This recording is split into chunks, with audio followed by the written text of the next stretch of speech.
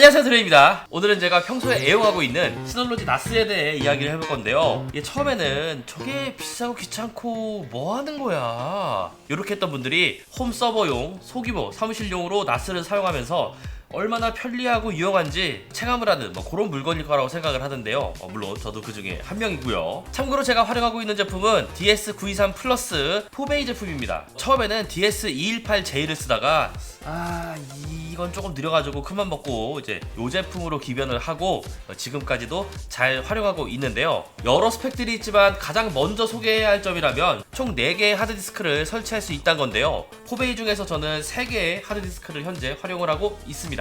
그런데 오늘 이 나스를 6베이 제품으로 교체하려고 합니다. 바로 DS1621 플러스를 통해서 말이죠. 아직도 이 나스가 무엇인지 모르는 분들을 위해서 간략하게 설명을 하자면 네트워크에 연결된 스토리지 장치란 뜻으로 여러 기기에서 공유 데이터에 접근할 수 있게 해주는데요. 집이나 사무실에서 파일을 저장하고 공유하고 백업하는 데 활용되며 원격 파일 접근, 개인용 클라우드 같이 다양하게 활용할 수 있는 기술입니다. 웹하드란 얘기 많이 들어보셨을 거예요. 물론 기술력과 서비스 방향이 다르긴 하지만 개인용 웹하드라고 쉽게 생각을 해주시면은 이해하는데 조금 더 편하지 않을까? 좀 그런 생각이 들고요. 현재 용량이 얼마 차이진 않습니다만 이제 촬영은 4K가 기본에 가끔씩 8K의 상도로 촬영하고 촬영 화질까지 신경을 써야 하다 보니 이 저장장치 용량 채워지는 게 실시간으로 보일 정도인데요. 영상 하나만 되면 보통 한 100GB 내외의 소스가 필요하고 저번에 8K로 피해 거짓 테스트했던 영상은 7분 정도 되는 길지 않은 영상이었잖아요. 여기에 활용된 소스만 200GB가 넘었는데요. 이 속도로 나스 용량을 채우게 되면은 이거 4베이는 안 되겠구나 좀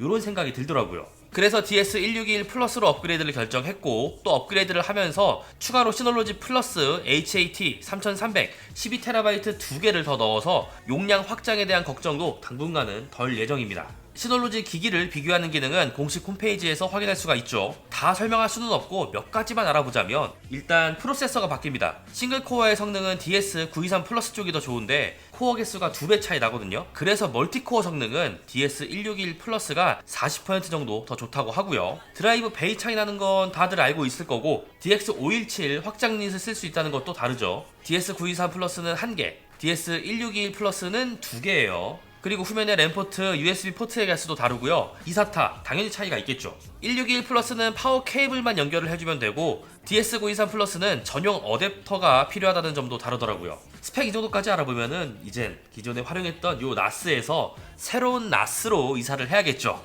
반드시 전원을 끄고 전원 케이블까지 뺀 상태에서 진행하시는 것을 추천드리고요. 하드디스크를 탈거하는 작업은 굉장히 편합니다. 우선 본체에 있는 트레이를 빼야 하는데요. 드라이버가 없어도 쉽게 탈착이 되기 때문에 어려운 건 전혀 없고요. 측면 지지대를 먼저 제거해주고 하드디스크와 트레이를 분리해주면 정말 간단하고요. 저장장치의 개수만큼 이걸 진행해주면 됩니다. 그리고 설치된 M.2 SSD도 제거를 해줘야겠죠. 합판을 열고 컴퓨터 SSD 빼듯 쏙 빼주면 됩니다. 그리고 내부에 위치한 램도 제거를 해주고요. 그리고는 새로 이사할 DS1621 플러스의 트레이를 모두 꺼내줍니다. 이제는 분해 역순으로 조립을 하면 되겠죠. 하드디스크와 트레이를 유격 없이 맞춘 다음에 측면 지지대로 고정을 시켜줍니다. 그러면 흔들리지 않게 되고요. 안쪽에 M.2 SSD를 꽂을 수 있는 공간이 보이는데요. 여기서 안쪽부터 순서대로 SSD를 넣어주면 되고 램은 십자 드라이버를 통해 합판을 열고 추가할 수가 있습니다. 이렇게 보니 참 하드디스크 많은데요. 순서에 상관없이 넣어도 나스가 하드디스크의 정보를 토대로 알아서 정리를 해준다고 하지만 그래도 이왕 쓰는 거 원래 썼던 대로 쓰면은 나중에 하드디스크 탈부착할 때도 편하니까 저는 원래 있었던 그대로 1번부터 5번까지 순차적으로 넣어줬습니다. 그리고는 원래 시놀로지 나스를 놔두던 곳에 가서 전원 케이블 연결하고 무선 공유기에서 나오는 케이블까지 연결해주면 모든 세팅은 끝나게 되죠. 전원 버튼을 누르면 작업을 시작하게 되는데요. 삐 소리가 나는 것을 확인한 후 컴퓨터 앞에 앉고 남은 세팅을 진행해주면 됩니다. 이제 서버에 접속해야겠죠. 시놀로지 찾기 서비스는 화면에 보이는 주소를 입력해주면 되고요. 시놀로지 나스를 검색하면 제가 업그레이드한 DS161 플러스가 보이게 됩니다. 당연히 연결 눌러주고요. 여러 정책에 대해 확인하면서 다음 버튼을 눌러주면 기존 장비를 인식하고 마이그레이션을 할 거냐고 물어봅니다. 두 개의 제품을 모두 인식해서 기존의 정보들을 새로운 장비에 모두 옮겨주게 되는데요. 당연히 마이그레이션 진행해야겠죠. 그 이후에는 기다림의 연속인데요. 오래 걸리진 않았습니다. 저는 대략 한 5분 정도 걸린 것 같고요. 기존에 활용했었던 아이디 비밀번호로 로그인을 하게 되면 전에 봤었던 화면을 그대로 볼 수 있게 됩니다. 여기서 시놀로지 저장소로 들어가야 하는데요. 하드디스크는 꽂혀있어 인식은 하지만 아직 활용은 할 수 없는 상태로 나오게 됩니다. 그리고 저는 SHR 시놀로지 하이브리드 레이드를 쓰고 있습니다. 하드디스크를 묶는 여러 방식이 있는데요. 아직 나스 초보이기도 하고 하드마다 용량이 전부 다릅니다. 그래서 가장 기본 초보들이 활용하는 방식을 쓰고 있다고 봐주시면 되고요. 레이드 관련한 정보는 웹에서 쉽게 찾을 수가 있기 때문에 구글이나 네이버에서 검색해 보시는 게 더 좋을 거예요. 다시 돌아와서 목록에 하드디스크 SSD를 클릭해서 4번과 5번 드라이브가 새로 추가되었으니 우클릭을 해서 사용할 수 있는 드라이브 관리 이 항목에 접근해야 합니다. 그러면 사용할 수 있는 드라이브 사용 방법을 선택하라고 하는데요. 저장소 확장을 위해 드라이브 추가를 눌러주고 추가로 설치했던 시놀로지 12TB 하드 2개를 선택해준 후에 다음을 눌러주고요. 볼륨 1 용량 확장 체크 후에 역시 다음을 눌러줍니다. 그리고 이 모든 정보가 맞다면 적용을 클릭해줍니다. 이렇게 되면 드라이브를 추가하게 되는데요. 나스 기기에 따라 그리고 용량에 따라 다르지만 제 경우에는 12TB 하나 추가하는데 대략 25시간? 이 정도 걸렸던 것 같아요. 진짜 오래 걸리거든요. 물론 이 과정을 하는 동안에도 대부분의 기능을 활용할 수 있기 때문에 사용하면서 불편한 점은 없었고요. DS161 플러스로 교체해준 후에 업로드해 보니까 속도 잘 나오더라고요. 90MB 이상이면 1기가 인터넷 요금제를 제대로 활용하고 있다고 볼 수 있기 때문에 속도에 대한 걱정은 덜었고요. 그리고 진짜 마지막 서버 이름을 바꿔야 하는데요. 보통 설정 안 하면 제품명으로 설정이 되어 있을 거예요. 저는 서버 이름을 딱히 정해준 건 아니었기에 그냥 제품명으로 마무리를 해볼게요. 만약 기발한 아이디어가 있다면 댓글로 적어주시고요. 진짜 나스 초고수들 보면은 저거까지 가능해? 좀 요말이 나올 정도로 활용하시는 분들이 많은데 저는 남들처럼 엄청나게 많은 기능을 쓰는 건 아니에요. 유튜브 채널을 운영하니까 편집자와 영상 소스를 주고받고 저장하는 용도로 쓰고 있는 게 한 8할 정도는 차지할 것 같고 이제 나머지 2할 수준으로 시놀로지의 다른 서비스들을 이용하고 있다. 이렇게 얘기를 할 수가 있을 것 같은데요. 시놀로지 나스의 기본 기능 중 정말 기본에 해당하는 몇 가지 기능을 실제로 잘 활용하고 있기 때문에 요것도 잠깐 얘기를 해볼게요. 우선 시놀로지 포토를 꼽을 수가 있겠는데요. 보시면 대부분이 애드 사진이죠. 놀러가면 보통 수십 장에서 많게는 100장 단위로 사진이나 영상을 찍을 텐데 이거 일일이 하나하나 수동으로 백업하면은 너무 귀찮잖아요. 구글 플레이에서 시놀로지 포토를 다운받고 로그인을 하게 되면은 바로 활용할 수가 있습니다. 데이터 환경일 때는 자동 업로드를 금지시켜 놓고 와이파이 환경일 때만 업로드를 하라고 설정을 해 놓으면은 집이나 사무실에 오면은 자동으로 와이파이가 잡히니까 내가 촬영했던 사진이나 동영상이 시놀로지 포토에 그대로 동기화가 되는데요. 어차피 와이파이는 어딘가에서는 켜두게 되어 있고 이 기능을 활용한다고 돈이 드는 것도 아니고 저장소는 아직 여유가 넘치고 안 쓸 이유가 없겠더라고요.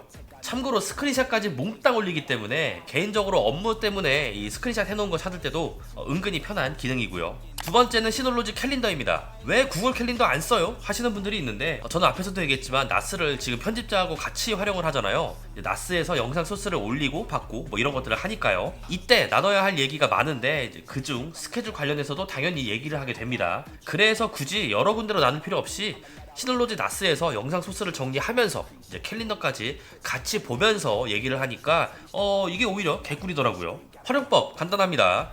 날짜 선택하고 일정 적고 시간 선택하고 보기 좋게 색깔도 고르고 저장하면은 끝이에요. 꾸며진 것들 없이 필요한 정보만 딱 보여주기 때문에 이걸 토대로 편집 일정을 정하고 있습니다. 다만 포토와는 다르게 이 기능은 앱으로 구현되진 않았습니다. 그래서 스마트폰으로 확인할 수 없는 게 조금 아쉽기는 한데 대부분 컴퓨터 앞에서 작업을 해야 하는 직업이라서 그 부분에 대해서 이해하고 활용을 하니까 크게 아쉬울 건 없었다. 요 정도로 얘기를 해보겠습니다. 그리고 마지막은 시놀로지 오피스입니다. 텍스트가 담긴 문서나 이제 촬영을 위한 스크립트도 시놀로지 나스를 통해 옮기게 되는데요. 워드 파일에서 수정할 게 생기면은 이제 내렸다가 수정했다가 또 바로 올렸다가 어려운 건 아니지만 좀 굉장히 좀 번거로울 때가 있더라고요. 이럴 때는 시놀로지 오피스 파일로 변환하면은 그 이후에는 쭉 나스에서 수정 그리고 확인이 가능한데요. 수식이 엄청 많거나 이제 매크로가 필요한 뭐 이러한 작업까지 해본 건 아닙니다.